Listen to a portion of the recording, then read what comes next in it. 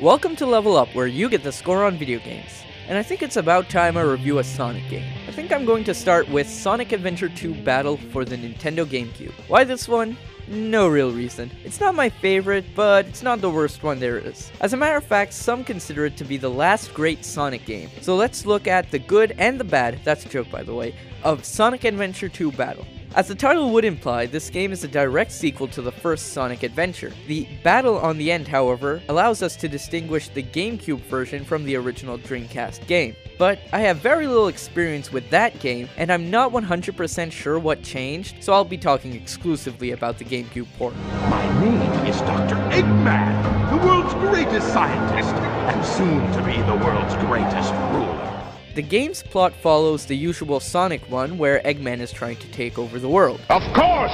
This time trying to use the power of the space colony Ark, something he discovered while researching his grandfather's notes. When he breaks into Gun Headquarters, who plays the role of the neutral party fighting both teams in this game, he finds something surprising. Shadow, a black hedgehog with power and speed to rival Sonic. He also eventually meets a female bat named Rouge, and the three team up together to take over the world. Of course, that won't happen if Sonic, Tails, and Knuckles have something to say about that. Know what's really cool about the story in this game? You get to see both sides. Taking a page from its predecessor, which allowed you to play as 6 characters to get a more complete story, this game lets you play as both heroes and villains. But unlike the first one, the two modes are quite similar. See, in Sonic Adventure, each person's level had a theme. Sonic was platforming, Tails was a race, Knuckles was hunting, etc. But in this game, each person has been matched up with someone on the other side. Sonic with Shadow, Knuckles with Rouge, and Tails with Eggman. So that means there are only 3 kinds of levels: platform style, shooting, and hunting. Now, I've told you all of that to tell you this. The really bad thing about playing the stories is that you have no control over what type of level you play next. This means if you don't really feel like hunting for emerald shards, you might have to do it anyways if you want the plot to keep going. You do have the option of trying the other side of the story, but there's a 33% chance that you might get the same type of level. Sure, you can play whatever type of level you want in level select mode, but that doesn't move the plot along. Hey, that blue hedgehog again, of all places.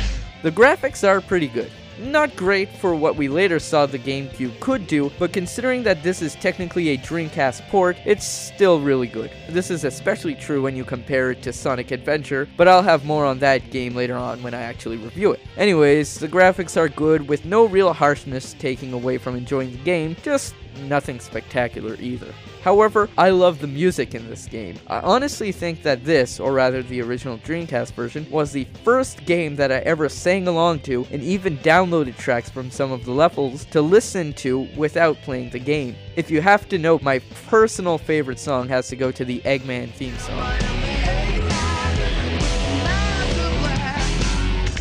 This game is really good, and I can see why people say it's the last great Sonic game. Though personally, I do like the handheld Sonic games and Sonic Hero even better. This really feels like it was before Sonic became overpopular and just a mascot to make money. Maybe this game caused that popularity, but there's a good reason to that. It takes an interesting twist on Sonic and gives you some fun levels to play. You also do get extras in this game, like Battle Mode in the Chao Garden, which I had to skip over due to time, that just adds to how you can enjoy this game. The only bad side is that while playing this Sonic game, you'll have levels that just aren't Sonic, so be ready for that. I give Sonic Adventure 2 Battle 8.5 levels out of 10. I'm Leo Melanson, and now you know the score.